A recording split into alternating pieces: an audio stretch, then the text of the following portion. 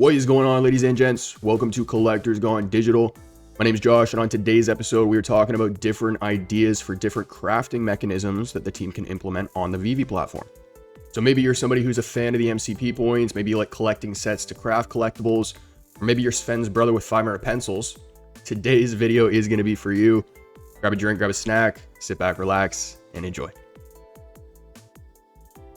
So this past week has been a long one for many people, to say the least, so I just want to take a moment to provide an update with some of the news that did drop around the 𝗙𝗵𝗵𝗴 token. If you guys know me by now, when stuff like this happens, I tend to be a little bit more observant, sit back and watch what's happening as opposed to being more vocal about things. I do want to be very straightforward in saying that today will not be the day I talk about it, and that's just because of one reason in particular, and that's just I don't know enough about it. No one does. So I'm not going to sit here and talk about something I don't understand. But I do want to be very clear, there are people on my Discord that were affected.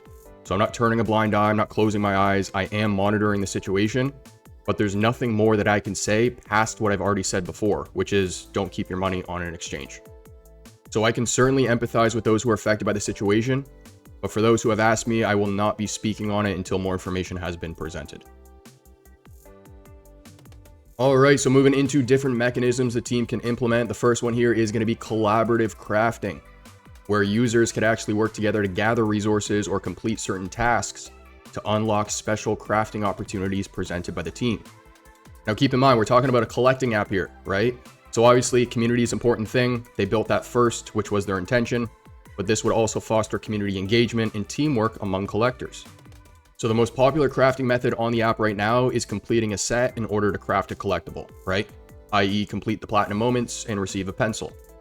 So what if the team was to split the crafting requirements between 2 accounts, where you still need to complete the set, but you can work as a team to do it? So if there's 4 in the set, each person can work to grab 2. Now I do expect there to be some flaws with these ideas, so if you guys do identify some, comment them down below, but please keep in mind today's episode is really around brainstorming. I'm kind of just doing it out loud here. So next up is interactive crafting. So implement interactive mini games or challenges that users must complete to craft specific collectibles. So these challenges could range from puzzles, quizzes, to virtual scavenger hunts. They would add an element of gamification to the crafting process. And then when I thought about some examples, I thought about solvable NFTs. So let's say the team drops a set of like 4 blueprints, and on each blueprint, you have some sort of recipe or quest. I'm gonna get real nerdy here, but for anybody who's played Minecraft, in order to craft certain items, you need to obtain certain materials. So maybe the blueprints they drop could have some sort of symbols. I'm big into ancient Egypt. I'm thinking hieroglyphs as well here, but these symbols could represent certain collectibles on the platform, and then you have to solve the blueprint by collecting those pieces. And of course, this is just one of many things they could implement. Next up, I thought about seasonal crafting. So I actually got this idea because we were just covering Wilder World. Wilder World reminded me of Destiny, and in Destiny, there were seasonal rewards that you could earn based off things you did in the game. Now there are 2 ways you could implement this.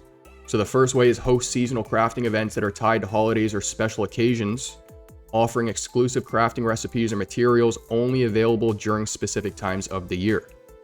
So that's one, hosting events that actually pertain to the seasons. But the second way is implementing it in a way that is similar to the seasons they already have on the platform. So host crafting events that last for longer periods of time, so maybe a few months. And then next thing you know, you got a little contest going on and people going over to Stacker and checking how many people hold what. Oh no, Dr. Profit's winning. Oh no, Mr. Rolex just came from behind, now he's winning, right? It becomes a little contest. Now another idea the team can implement is an in real life integration. So allow users to craft physical merchandise or limited edition collectibles based on their digital creations. So we know David's talked a lot about fidgetals. A great way to merge the physical side with the digital side is crafting, in my opinion. And this would create a unique crossover between the physical and digital collecting worlds, offering collectors tangible rewards for their crafting achievements. And I feel like this would be very beneficial for VeVe's licensors as well. Somebody like Marvel with their comics. So next, we're going to start getting into some more controversial ones, and that's because these ones I do see flaws with, but if the team can get around them, I do still think these would be great crafting opportunities. And the first one is modular crafting. So allow users to mix and match different components or attributes from various collectibles to create entirely new and customizable digital assets. Now, the reason I see a flaw in this one is because, of course, some IP will not let this happen. But if VeVe starts to introduce some IP of their own, or find some artists that are willing to let this happen,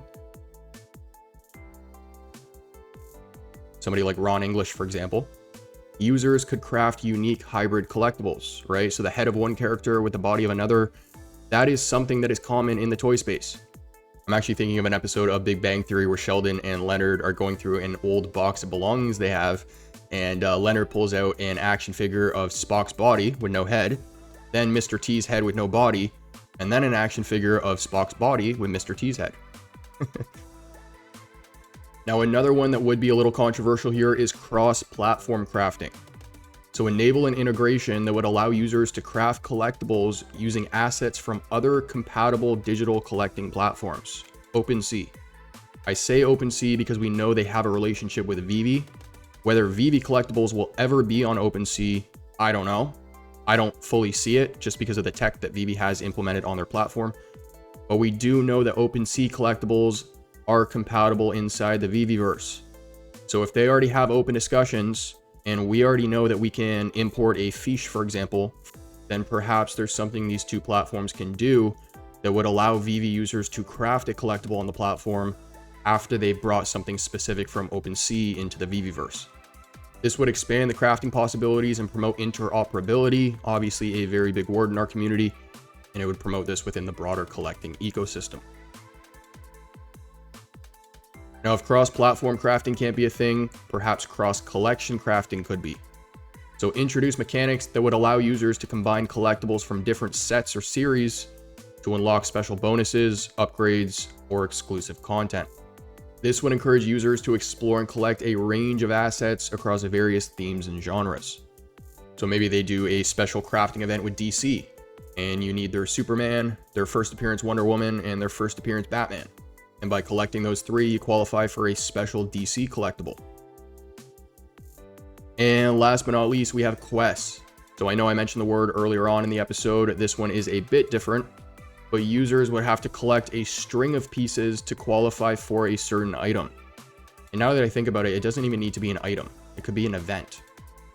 But in this instance, you want to make it accessible to all users, okay?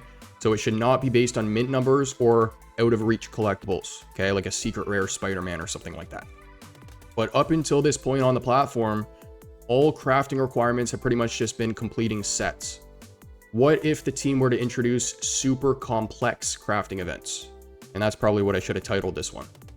So when I say a string of pieces, I'm talking like 20, 25 pieces that you need to collect all 25 and you'll qualify for something really special.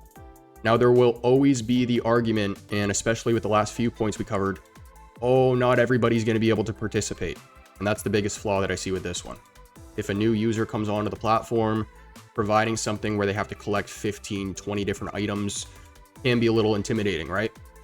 And that's why I say it should be based on collectibles that aren't out of reach. Certain mint numbers can also be hard to obtain, which is why I say it shouldn't be based on that either. Let's say VeVe runs one of these events. It's a super long, complex crafting process. The first one could be a concept art from Disney, right? It could be vague like that too. It doesn't even need to be a specific piece. Then the next one could be a Marvel Mighty. Then the next one could be a Disney villain. And all three that I just stated there are what I would consider entry level on the platform, right? But again, I'm thinking back to games like Destiny. For anyone who's played that game, Destiny 1, I remember back in the day where you could start a raid with like 6 other players, and you're going into a mission that's going to take 2.5 hours to complete. There's going to be puzzles, there's going to be enemies, obstacles, right? The whole works. So providing VeVe users with a journey, right, in the form of a quest or a recipe, I think it would be loads of fun. And I also think it's something that the community would blow up on social media. You could even combine points like this with seasonal crafting, right? Where the quest lasts for a full season. We could even use the golden moments as an example here, right? Because for anybody who was around when those dropped, there were a lot of people collecting the entire set for, several months, speculating on whether something was going to be airdropped for completing the set or not. It was confirmed by Disney that that won't happen, but it goes to show that people are already thinking that way. Ladies and gents, that's going to conclude today's episode. I hope you enjoyed. I do apologize for getting this one out late. I did have some issues while recording, so I do hope it was long enough.